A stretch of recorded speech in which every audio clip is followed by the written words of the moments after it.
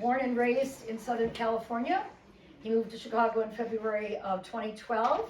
His husband of 24 years, and he also has one daughter and a granddaughter who live in Leeds, United Kingdom. Wow. It must be hard for you when they're so far away. Especially, I know good to see them as often as I can. Yeah. Anyway, please help me welcome Deacon Garth.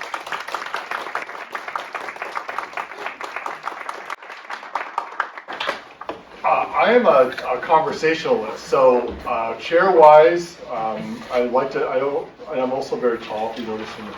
I don't like that whole power thing that comes sometimes with tallness, so if you can't see me, you might just, now I can see you, which is it's more conversational, and I like that relaxed atmosphere. We're going to start, before I get into it, before you talk about me, we're going to start with a indigenous prayer. So we're going to do a sort of bridge conversation today. I'm going to show you this visual. This is the medicine wheel, right, which is very prevalent in Native culture. And we're going to start today with, and I'm going to use a drum that actually was from my great-grandfather on the reservation in Fort Worth.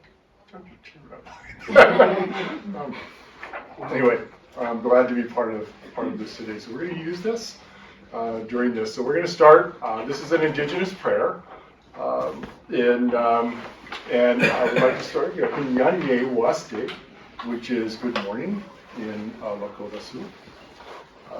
It's an indigenous prayer to the spirits of the world, to life and the great spirit that encompasses the 4 earthly directions and 3 more directions: the sky and our Creator above us, the earth, our mother beneath our feet, ourselves with the direction within. Our ancestors passed all their culture, their tradition, their teachings verbally. We'll talk about that a little later.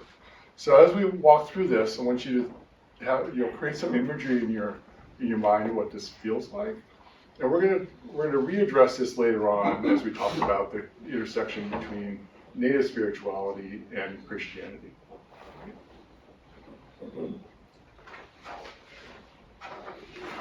So I invite all good spirits with good intent to join us here today.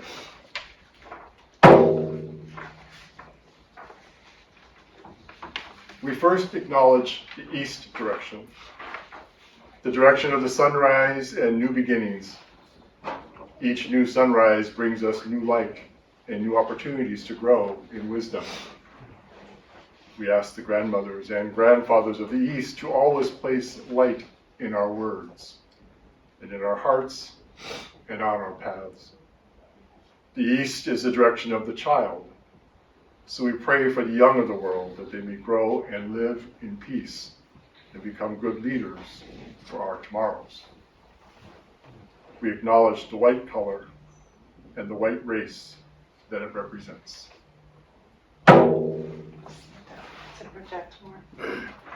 We now acknowledge the south direction, the direction of summer warmth and abundance. We ask the grandmothers and grandfathers of the south to bring us the warm days of compassion, whose fragrance speaks of distant springs and summer days, to melt the ice that can gather around our hearts, dissolve our fears, melt our hatreds, and kindle our love into flames of true and living realities. South is the direction of the woman, and we honor them as the gateways through which our spirits come to earth. And we ask that women everywhere be protected, for they are sacred. We acknowledge the color yellow and the yellow race that it represents. We next turn to the west direction, the direction of the setting sun and of the autumn season. We ask the grandmothers and grandfathers of the west to remind us that the end of our days is no more sad than the end of a single day, and that the end is often better than the beginning. West is the direction of the elders, and we honor our elders as the keepers of wisdom and teachers of patience. West is also the direction of our ancestors, and we proudly acknowledge those who have gone before us and ask for their guidance so that we can live our lives as we should. We acknowledge the color red and the red race that it represents. We now turn to the north, the direction of the winter that covers the earth with the sparkling crystal carpet, above whose deep tranquility every sound is beautiful.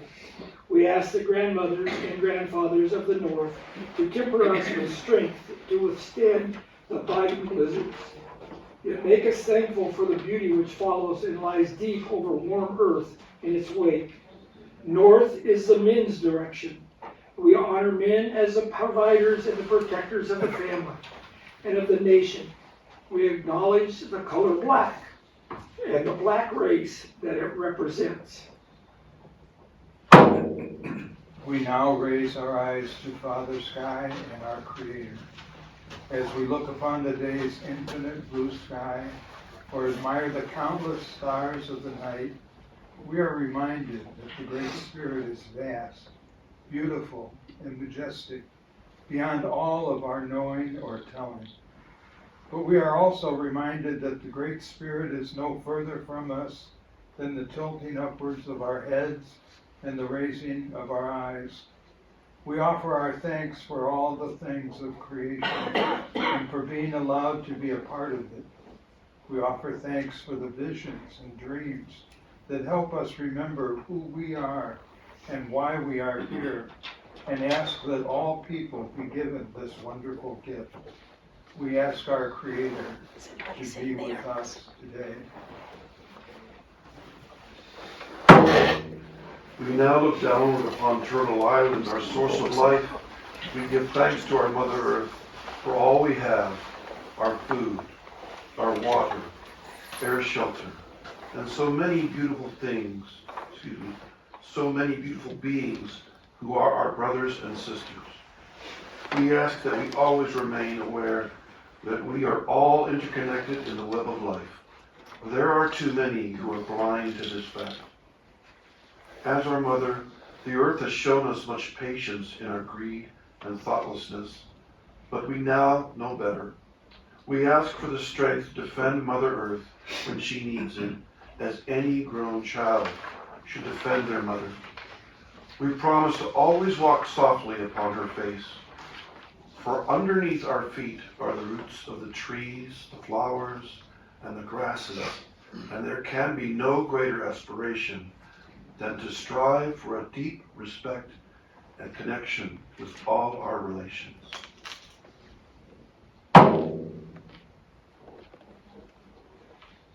Finally, we look within and acknowledge and honor our own spirits. We often don't consider ourselves to be of value or to be important, but we are. The Creator, the Great Spirit, is in all of us. We are an essential part of life. We are life in action, loving, moving, and growing. In our center is the home of our heart. May we always return to this place so that we may know the meaning of our journey. From here, center of our being, we can reach out in all directions, to all of our relations. However, we must always remember to be humble, for we are not the center of creation. We must always listen to our hearts, the tiny elder within us that can never lie and never mislead us.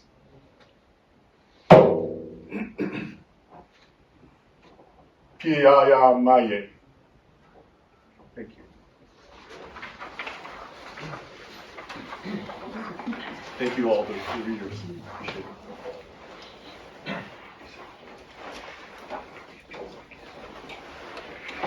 So us Native folks, we're relational people. So a little bit in my bio talked about it, but every time you are in a context meeting with Indigenous, and you'll notice that there's a bunch of different words that relate to what we're talking about today. They're going to be interchangeable all morning long. Indigenous is what I call myself because I am from this land. There was a box that was created in the Reagan administration for a census called American Indian. So that's the box I check when I do my census. There is native by itself, which is sort of synonymous with indigenous, native to this land.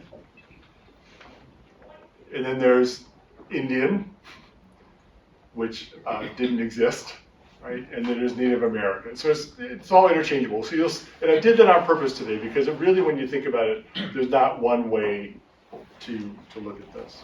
Right? But we are a relational people. So I am a biracial, two-spirit indigenous person for what is now called the Americas. That is how I introduce myself. As was mentioned, I am from the Lakota, Oglala, Sioux peoples and Stockbridge peoples. And my father was born on the Crow Creek Reservation in Fort Thompson, South Dakota, which I'm an enrolled member. My paternal grandfather was Stockbridge. Stockbridge immigrated from the northeast up through Canada, ended up in Beaver Dam, Wisconsin. In 1880, the Stockbridge tribe was forced from their lands and sent to live on the Crow Creek Reservation, which was developed by the government near Fort Thompson, South Dakota. My grandmother was Lakota Oglala Sioux. She was also displaced from her land, which was at that time in southern Minnesota, and was also sent to the Crow Creek Reservation. My grandparents met. Had my father was born in the tribe. The family moved off the reservation to escape the boarding schools, and moved and ended up in Milwaukee, outside of Milwaukee. Says I'm biracial. Parents met in Milwaukee. My mother is German, and her parents, my maternal grandparents, were first-generation immigrants in the late 1800s from the German-Polish border. I was raised Missouri Synod Lutheran. I'm the youngest of four boys. My brother Philip, the next one above myself, and I both came out as gay in the 70s, and we were no longer allowed to worship in the church that we were raised in. So for years, I sort of was trying to find a welcoming community, did a little bit with the Metropolitan Community Church, with the Methodist Church, and founded an open and welcoming congregation. Ended up going to work for an Episcopal church, didn't know much about it, and fell in love. And here we are today. Right? Are there any others here in this gathering who have indigenous heritage or background? Only sort of. I had always been told that I have indigenous background. But exploring my own ancestry and through DNA, I would say I no longer have that. I think it's just a family error of some kind. I think we're all mixed up. Yeah, the same thing. I've always been told that my grandmother's grandmother was Native American. I can't remember. It starts with a P, but up from Canada. She was from Quebec, Canada. I did genealogy. Don't see it. If you look at pictures of hers, it certainly looks like she's Native. I have a different connection that I hope it's appropriate to say right now, but I was married using Sitting Bull's ceremonial pipe because a good friend of ours was the keeper of that pipe at that point. And so I feel a connection, whether it's in my DNA or not. As he said, I doubt it.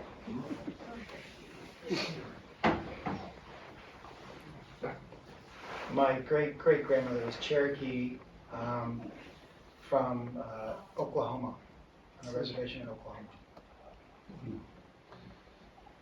You'll find that this is not an uncommon story, right? I have been colonized, right? My family was colonized. And so my Howe, last name is Howe, I was like, how'd that happen? Right? My paternal side, my 8th great-grandfather married a Stockbridge woman, and they continued to marry Stockbridge and stay in that. So I am like this much English, right? But have sort of no longer associated with that because it's such a small percentage of my background now. So we'll talk about colonization a little later. All right. We also want to talk about land acknowledgement. For those who've been around, it's really important to acknowledge the land that we sit on today. For thousands of years, this territory was a part of the Council of Three Fires, the Ojibwe, the Potawatomi, and the Odawa. They did welcome the Ho-Chunk, Fox, South Miami, and Kickapoo and Illinois Confederacy tribes onto this land. And then by the Treaty of Chicago, those tribes were forced off this land in 1833. It's always good to understand the land that we're here. All right. I wish, the sermon today, we could just have gone with that. But the whole idea of this speaker series being hope and clarity, role and confusion, we're going to talk about how confusing and complicated this subject is today. And we're going to round out talking about hope in living a hopeful and peaceful life in this world that does exist today in the Native culture. We're going to wrap up with that.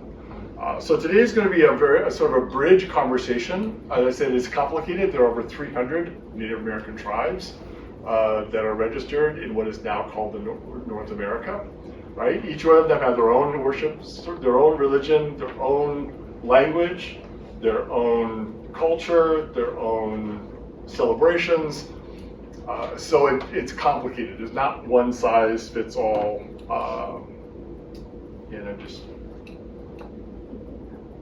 Never mind.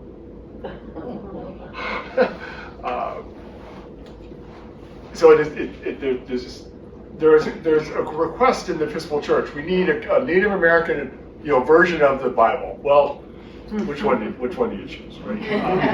Now we are going to use, and Mark is going to read us the gospel later on using a new resource for us, and it's a indigenous interpretation of the New Testament. So that's how we're going to sort of end today. But it's not one size fits all. I am not an expert in this, just so you know. I can only relate to my own experience with my historicity, my culture, my tribe, my experience with that, and my association with the Episcopal Church. So I can't talk about much. We'll talk about Catholicism things, but so just say I'm not the expert here. I just want to relay this information. We get to it, there's different interpretations of Christianity.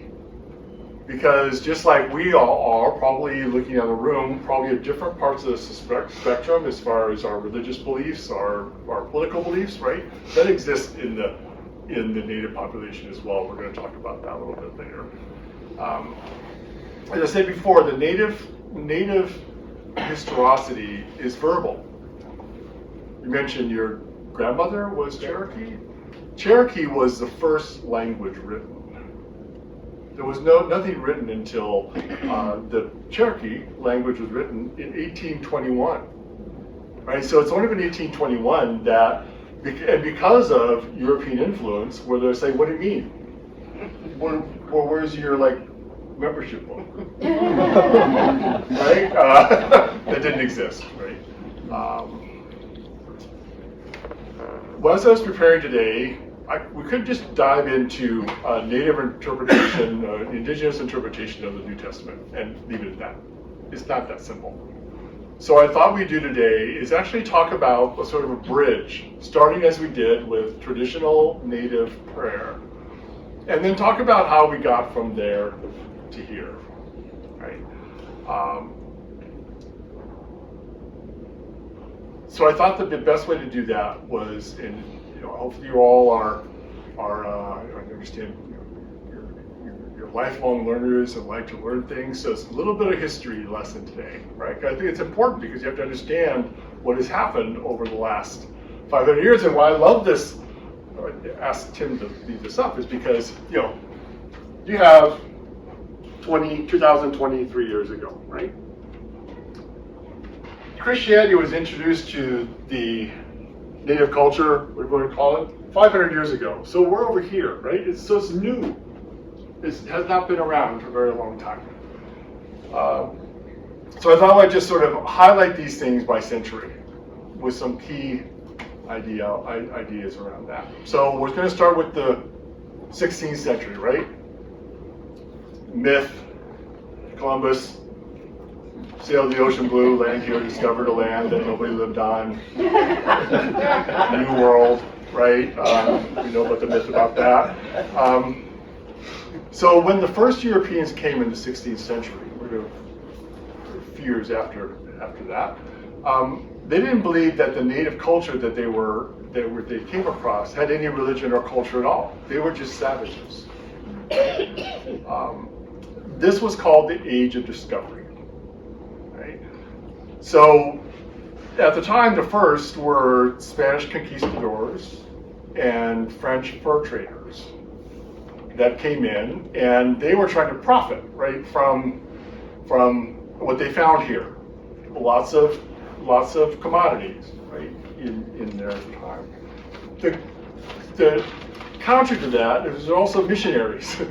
There are also Spanish and French missionaries, and they came in because their idea was they could just, because these were heathens, right, who had never been exposed to the gospel, they could convert and save all of these people that they came across.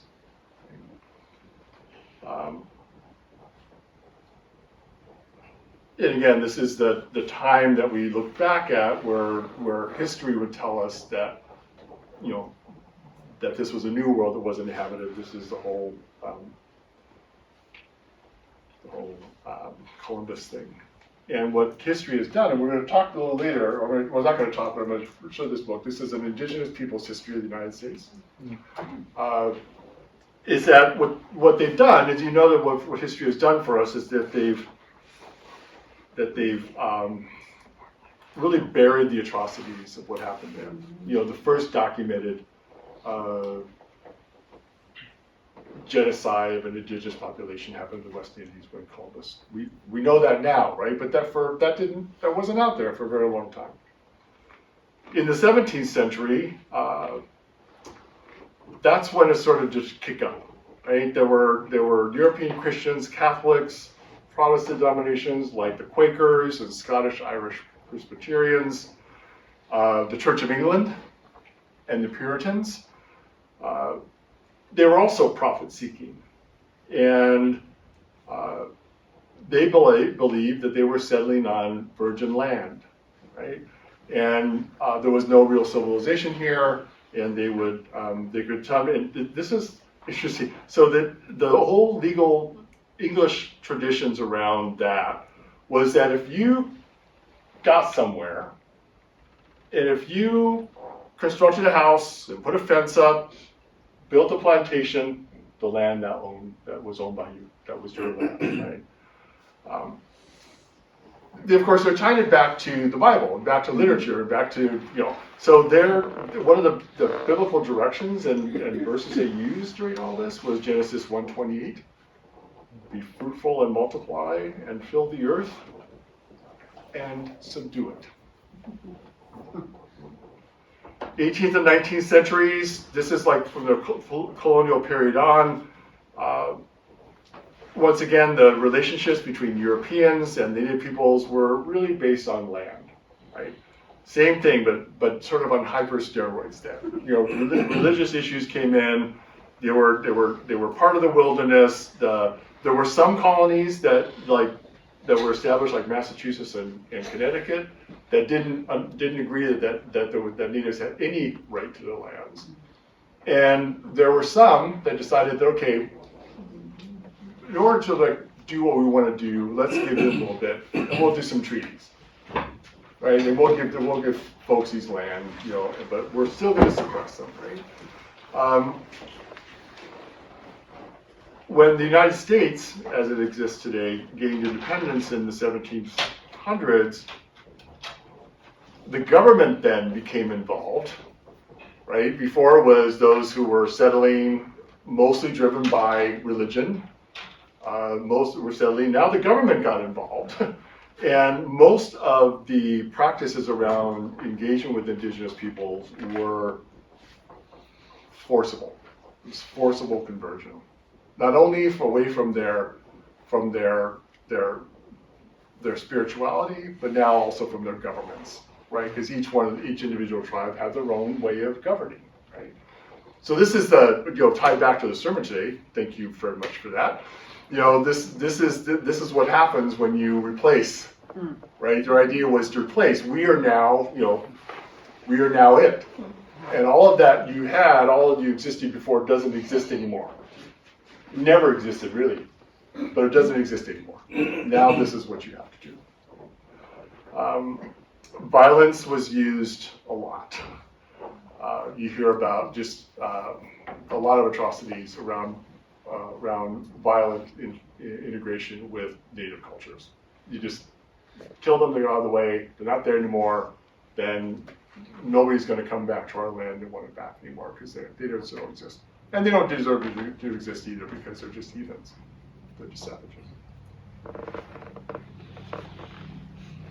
I was talking to maybe tomorrow. Land to the native population, they didn't own the land. It was a peaceful existence. It was a peaceful cohabitation of Mother Earth. Only killed as many buffalo as you could eat. Nomadic tribes move around because based on where the corn was, where the hunting was better, where the weather was better, right? So it was fairly easy to take the land, if you want to take that, from the native population because they did. It's like, well, okay, it's not ours, do that. So that removal, replacement, displacement were commonly used during that time. Starting in the 1800s, now the natives have been forced onto reservations, have been taken off their land. They've been, given treaties, or they, say, okay, you go here. My grandparents, same thing, forced off their land. So then they just sort of decided that one way to do this was, okay, we got these adults here, I keep having those little kids. We're now going to take the children off the reservations, and we're going to put them in boarding schools, and we're going to make them cut their hair, and we're going to take their names away from them, and off cases give them numbers that they no longer had a name. They would respond to numbers. They would learn the English language. They would learn to read and write the English language. They were stripped of all their heritage. And if they didn't comply, what happened? They got beat. Got beat and killed. The term that was used, and I didn't quite believe this until I took the long Analyzing Systemic Racism course here at the diocese, that part of the literature in the Catholic Church was kill the Indian, save the man. So it's not easy, but you have to go. You're trying to get to where we are today from that. Now the 20th and 21st centuries are really the reconciliation repair. A lot of it's going on. It's not perfect, but Catholic Church, Episcopal Church was part of this, right? We were part of the Church of England. We were part of the slave orders. We were part of the folks that that took over land. We have to, as long as we understand that, then there's reconciliation around that and repair. So there's apologies that have been set out. There are dioceses now, a lot of them, but most particularly Diocese of Clare, the Oneida Nation, Diocese of South Dakota, North Dakota, that have begun to repatriate the remains of the children that are found like in Carlisle School, which is the Episcopal school that we had, and take them out of these mass graves, not mostly identified, so it's hard to identify where they go, but they're repatriating a lot of the remains of these young children back. There's a lot of work around that. There's also the repudiation of the doctrine of discovery. So one of the great resources is to go to the diocesan website and look under Peace and Justice Commission, and there's some good things there around. There's a presentation that we did last year around this doctrine of discovery. They also are able to come out and help you in your local context of church around doctrine of discovery. And what that was that was a law that was passed in 1823 that said that if anybody came into a land that was previously unoccupied, that land was yours forever. That was attempted to be totally reversed in the not too long ago. And the only 3 countries, because this was countries, this is European, this is the countries that said no originally was the United States, France, and Spain. So since we counted and say, okay, no, it doesn't exist anymore because it was still a law in the books. That's been taken away, right? So that is the intersection of not only a little bit of government, but religion on Native American spirituality. This is what the Native culture has sort of lived through for years.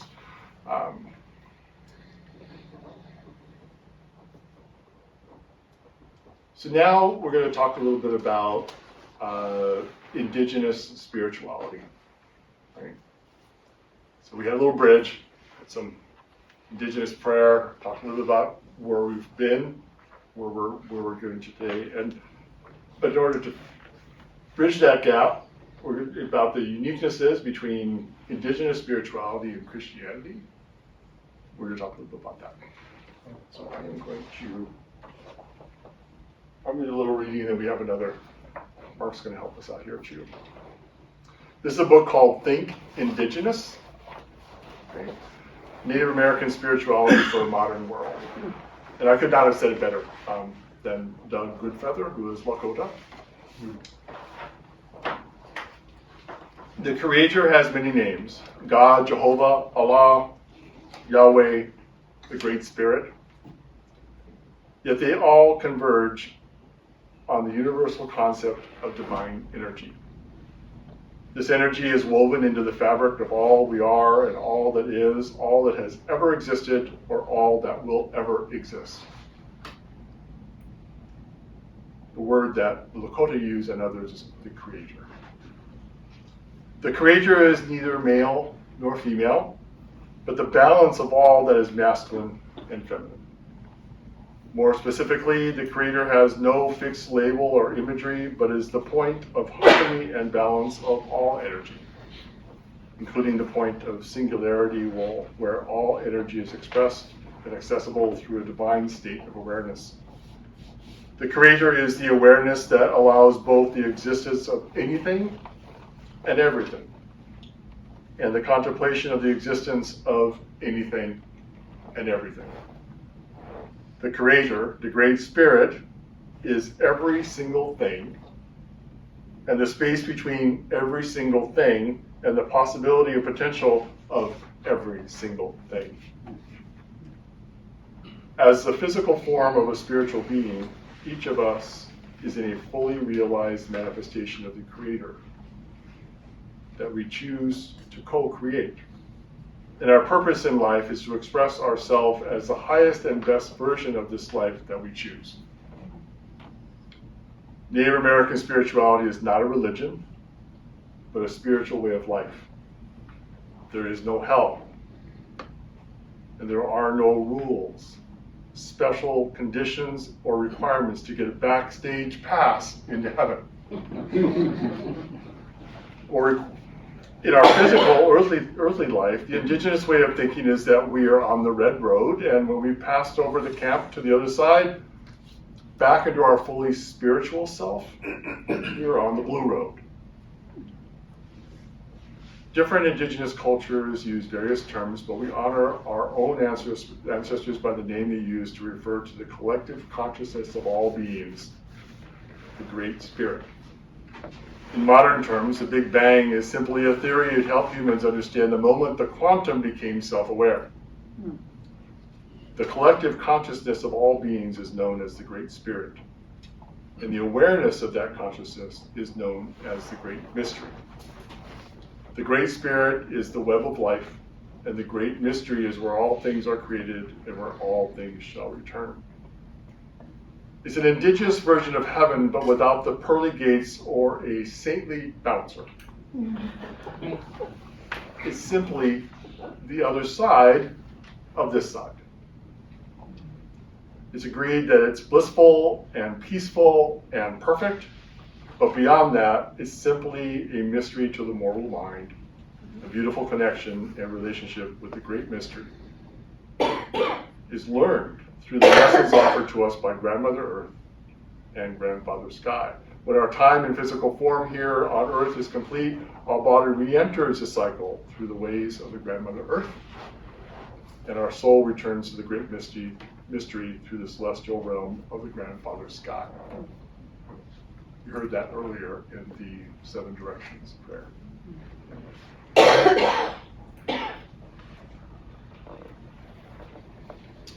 So the similarities between Christianity and native spirituality.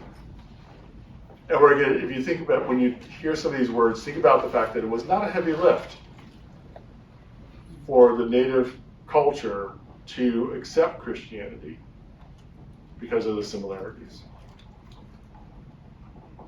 So both Christian and Native American religions start with the love of God and humankind, as well as a shared responsibility for oneness with nature.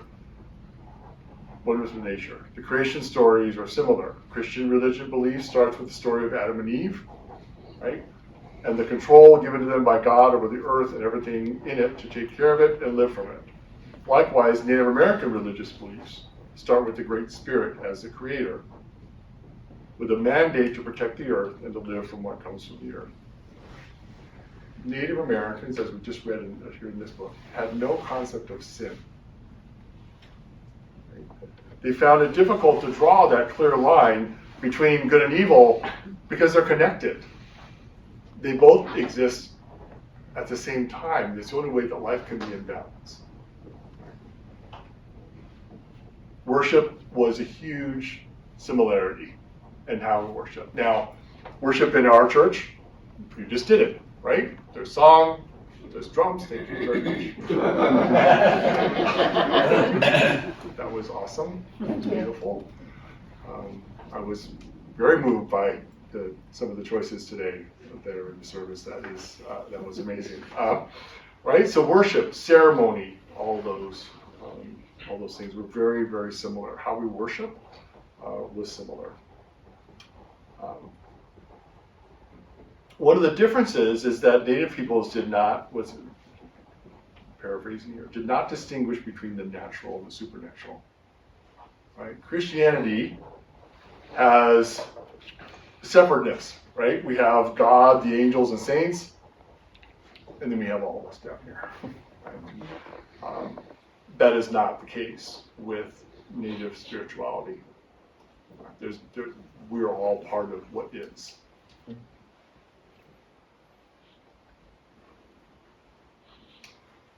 So, Mark, I'd love for you to read. This is the interpretation of the gospel you heard today. The next day, a gift of goodwill, that is John, saw Creator sets free, that is Jesus, walking toward him from a distance.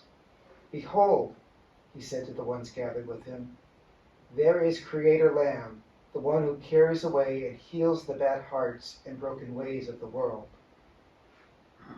He is the one I said is greater than I, for he existed before I was born. The reason why I performed the purification ceremony with water is to make him known to the tribes that wrestles with Creator Israel. With my own eyes I saw the Holy Spirit come down from above like a dove and rest on him. I now know he is the one, because the Father above who sent me said, the man you see the Spirit come down and rest on will perform the purification ceremony with the Holy Spirit. Gift of goodwill, that is John, finished by saying, with my own eyes I have seen the one who has been chosen by the Great Spirit. The next day, Gift of Goodwill was standing with the two of his followers. They saw Creator Sets Free, Jesus, walking nearby. He said to them, "Look, there is Creator's Lamb." So they took off after Creator Sets Free, Jesus. When they caught up to him, he saw them and asked, "What are you looking for?" "Wisdom Keeper," they asked, "where are you staying?" "Come," he said, "and you will see." So they went with him, saw where he was staying, and spent the rest of the day with him, for the day was almost over. One of the two men stands with courage, Andrew, went to find his brother, one who hears, Simon, also named Stands on the Rock, Peter. When he found him, he ran up to him and said, "My brother, we have found the Messiah," which means the chosen one. So he took his brother to meet Creator Sets Free, Jesus. Creator Sets Free, Jesus looked deep into his eyes and said, "You are one who hears, Simon, son of Gift of Kindness, John. I will give you the name Stands on the Rock, Peter."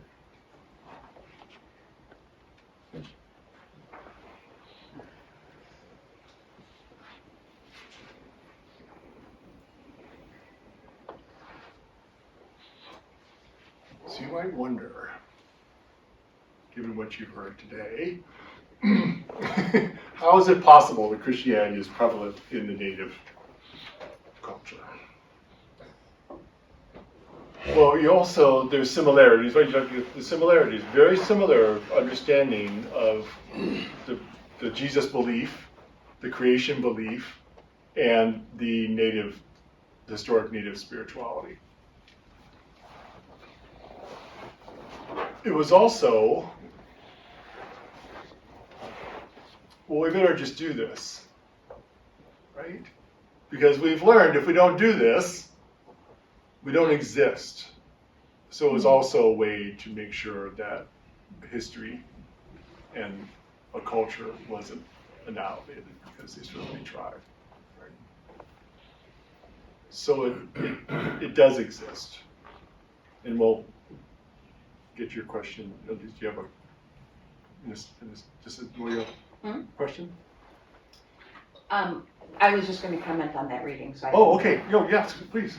One of the things that just struck me as he was reading it is that the main difference is the naming of the individual and how important the name representing the individual is, rather than, it's not changing the context at all, it's just changing the name and the image, giving meaning to their person versus just a name. It says something about the person. It says something about the person. The other thing that ties in with that, what you just said in terms of we have to do this, is I had been on a series of trainings on the doctrine of discovery. And I think what adds a little bit more sting to it, it wasn't just if the land's not occupied, it's if there were not baptized people there. So if they, and that was why they were heathens. So if there were baptized people there, you could not take their land. If there were not, if they were anything else, you could. Thank you. And that your first comment went back to why I started today. If we were in a traditional setting, that first part where I talked about who I am, that would have taken longer. And we would have talked with each other. And we may have never gotten to the content today. We may have never gotten to the content today. And that's okay. That's something I've had to learn, my work with Church Pension Group, and my part-time role as community cultural liaison officer is being out with the Indigenous church a lot. Is that something that I was raised as understanding, but really have to live into? We're in a different context here today. If I meet we would be about a third way through the program, because I would have stopped, I would have listened, we would have talked. Right? It's a whole different way of living. But who we are and the names that my given name is Comes a Flying. the given name that I was given from the reservation was Cumsafly because I was born 6 weeks premature. And so, yeah, I am Cumsafly. Right? Without notice. There you go, right? Oh, yeah, so thank you for that. Repeat the name. Comes a flying. Comes a flying. Came in flying.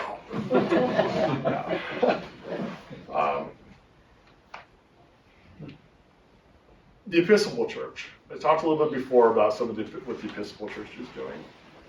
The Episcopal Church has embraced this.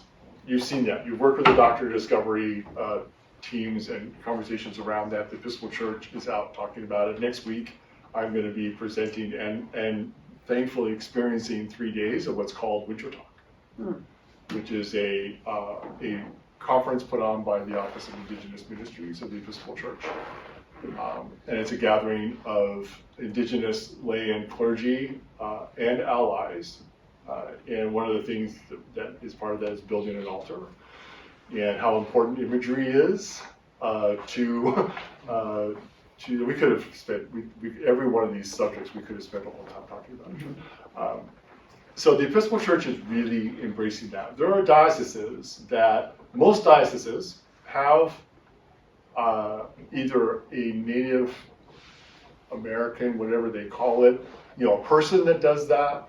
More and more. Missouri just opened an office of Native culture, and they have a great Facebook presence all the time that tries to talk about historicity and train and teach people some of the things. When the consecration committee for Bishop Paula, she was really intent in the processional music to have every culture. And luckily I had a connection up in the Diocese of Fond du Lac for the person that did the United Singer up there. There are dioceses that have changed direction, my opinion, positively. We talked earlier, Mark and maybe Bob, when you went out to the Diocese of South Dakota when Bishop Tarrant was there, and there were, as there were in history of colonization, not allowed to do certain ceremonial dances and things in churches. That has changed. Bishop Foltz is there now and has Lauren Stanley, who is on staff that does that is really re-engaging with the Native culture. So North Dakota religiously was moving, and this is not a judgment, but moving very, very, very, very far to the conservative side. What that did was then leave a lot of indigenous folks behind. So there, Bishop Ely is there doing some work there. So there is a lot of work in the Episcopal Church around reconciliation, repair, and engaging in a positive way in teaching folks some of the history. And it's not all easy. Right? I see, as far as Native interpretation of Native Americans, scripture, of Christian scripture by the Native, in sort of 3 buckets. There are folks like me who are colonized, right? I wasn't raised on the reservation. I was brought up in a very conservative religious context, and adopted the Episcopal Church. So I don't spend time today was the first time, and thank you so much again for that, because I don't experience my culture in most Episcopal services, right? Or any other culture, right? And that's another story about what the Episcopal Church has to do to make sure they're understanding and they're really living into what they say they are. There are some with feet in both camps. There are some, I have a lot of indigenous clergy friends who support their work in the church and support their reservations and those who are not Christian. And then you have the folks who are on the reservations. Right? Reservation life is really hard. Doesn't matter if they've got a casino and whether they're financially solvent, it doesn't matter. one of the things I'm doing with Church Mention Group is, in my work with Indigenous, is I'm meeting with Indigenous people who are exploring a call to ordained ministry. Education is fairly non-existent, at least good education that you could go off the reservation and use in your life doesn't exist in a lot of places. So even an Indigenous person who's exploring a call, and you happen to have an MDiv to be ordained a priest, how does that work? Right? So that's the work I'm doing now along with the Episcopal Church, is sort of figuring out, is there a way to do that? Mary Christ is working on, she's an Indigenous person on the Diocese of Los Angeles, working with the Episcopal Church to come up, working alongside Bexley Seabury, to develop a competency-based formation program. Alcohol and drug abuse, specifically crystal methamphetamine because it's cheap, is very prevalent on reservations.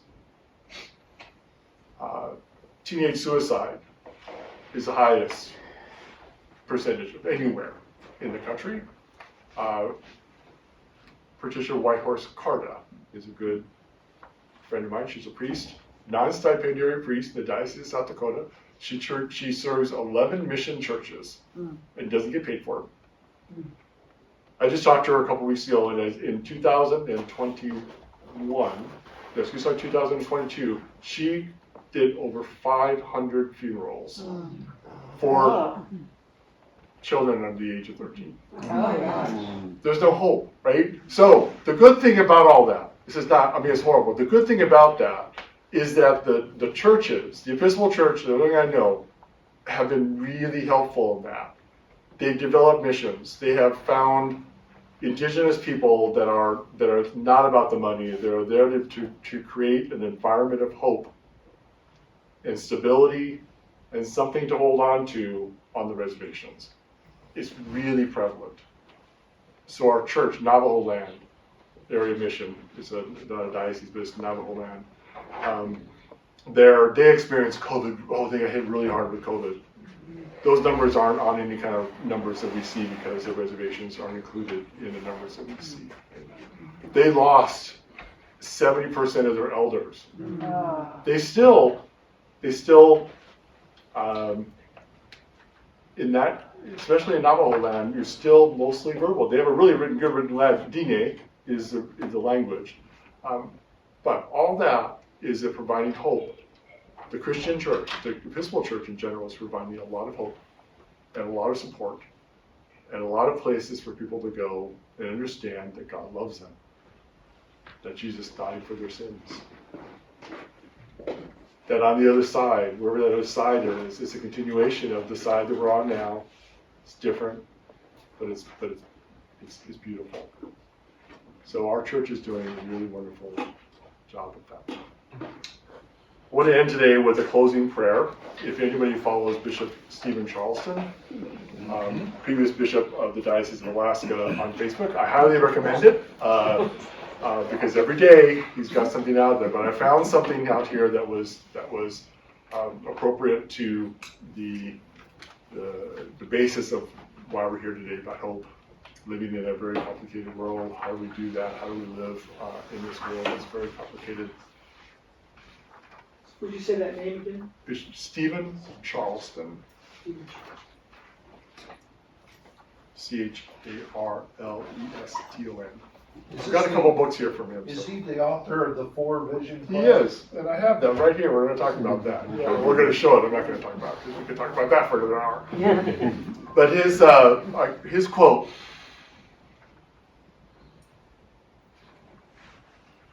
How gentle that grace will come. How quiet and unexpected when it fulfills a long overdue hope.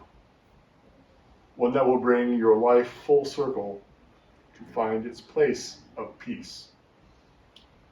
We cannot be certain of many things in this shadow puppet world, but of one thing we can be sure.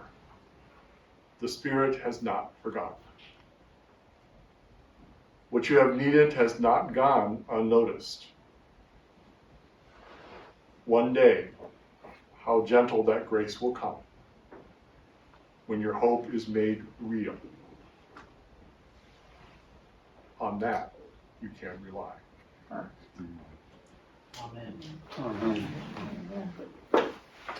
So I'm going to leave some books up here, and you can maybe take a picture of them, things that I find are really great resources. Once again, if you're curious about, and this is not biased on the sort of the, okay, we have the Native Americans that are writing a book and they're trying to dispute everything that happened. That's not it. It's an indigenous people's history of the United States.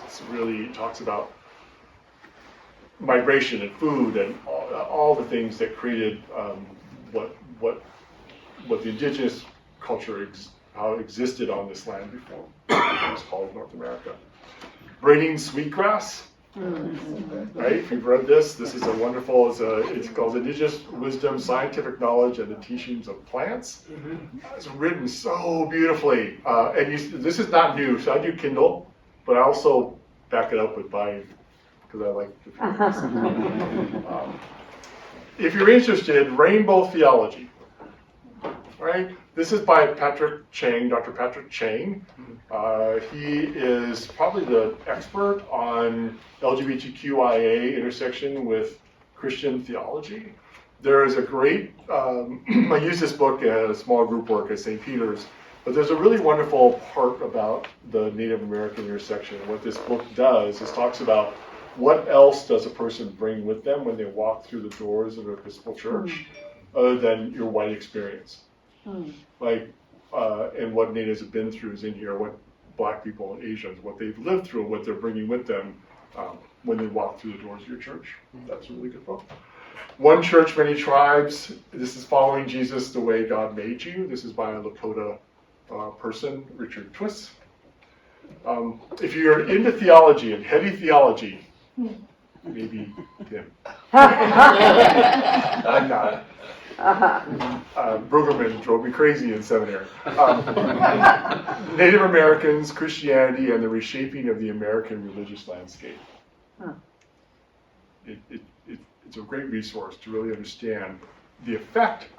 We talked about the effect that Christianity, European Christianity, had on the native culture, how that all reshaped the America we live in today. It's very good. Four Visions, Quest of Jesus. Bishop Charlton. We currently have a reading group that's using that one. Okay, great. Another one by Stephen Charlson, Ladder to the Light. This is Meditations on Hope and Courage. I brought that because that's what we're talking about today. And then from the Catholic perspective, this is a catechist from the Catholic Church, Nicholas Black Elk. It has some really wonderful interpretation of the intersection between native spirituality and the Catholic Church. So I'll leave these up here. If you want to take a picture of them on your phone, if you're interested in that. So thank you so much. I hope it was interesting. For you. The scripture book. Oh yeah, here. We'll leave it there. This is new. This is what 2021? I think it was. First Nations version, indigenous translation of the New Testament. One of the very first resource that's been out trying to bridge in a more collective way understanding of how today's scripture would be interpreted by indigenous culture. Right. Thank you so much for your time.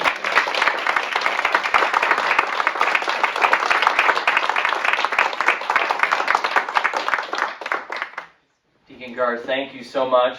That was fantastic. There's so much wisdom there. It's very rich. So I encourage all of us to take your time and digest it.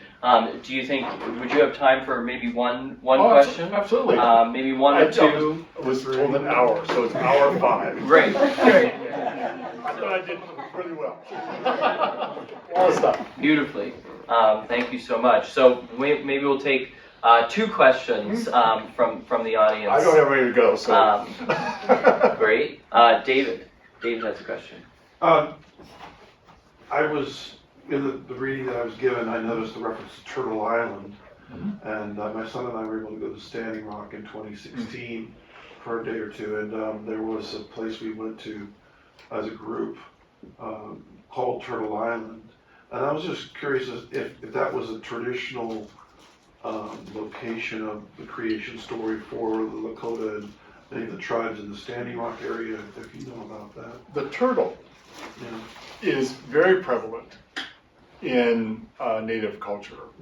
So Turtle Island, turtle looks like an island, right? If you count the number of, every turtle is exactly the same. If you count a number of inside triangles and outside triangles, they create the 13-month calendar. That was used a lot in indigenous history. So there's the turtle. The other part of that in Navajo culture. So I was, full disclosure, I've been HIV positive since God knows when, 1987. But for a long time, I was trying to, rather than medication, I was trying to use my spirituality to bridge that. So I spent a lot of time on the pueblos in New Mexico. And I was getting fetishes. I was collecting fetishes based on what they meant. And the turtle is this very deliberate way to move through life. Slow the ground, and just very deliberate, getting from one point. Not too fast, not too slow. Let me explore this. So the turtle is Turtle Island. I don't know that, but Turtle Island is there because of its basis of that in Native spirituality.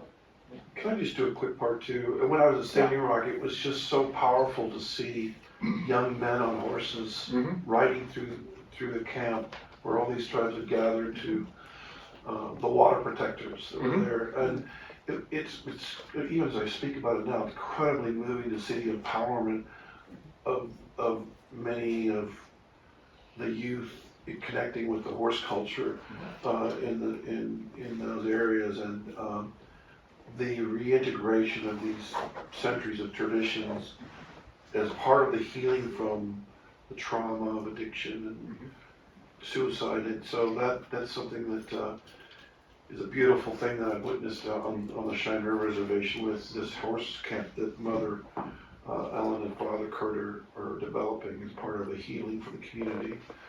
And I was wondering if you've noticed that in other areas as well. In other tribes, yes, and they just finished their 500-mile ride, right? And the horse has been, you couldn't live on the reservation without horses. Right? You couldn't get from one place to the next. You could walk. I mean, most people walk. But as far as carrying the things, it was always. Thank you. Yeah, we have talked a little bit about animals, and I appreciate, David, that you bring that up, and that's beautiful what you said about the turtle, because there's so much divine energy and wisdom in the animal world, and I feel like in the church often I feel we're very disconnected from the animal world, the animal kingdom, but of course it is part of the kingdom of heaven, and perhaps clearly shows us to that, more clearly than the human kingdom, perhaps. If I would have known that, I would not have omitted that from my presentation. Next The whole time. section of that, yeah. That's beautiful. One more question for Deacon Garth. Kathy. In hearing all that you shared in history and context of your own personal life, in the cultural life, as someone, I'm thinking just for myself, someone who's living in DuPage County, who has visited South Dakota and has in other parts of the West, and has felt connection with the way of being with the earth, and the way of being with each other, and the way of being with God. And here's some resonance there. And yet, here we are in one of the wealthiest counties in the United States.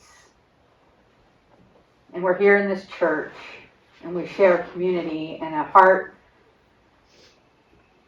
the question that I always come up with is like, what now? How do I live?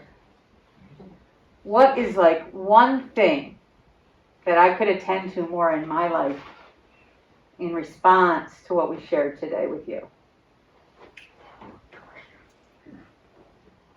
So how I try to live, and I think Bob was there, is that you have to be part of the change, right?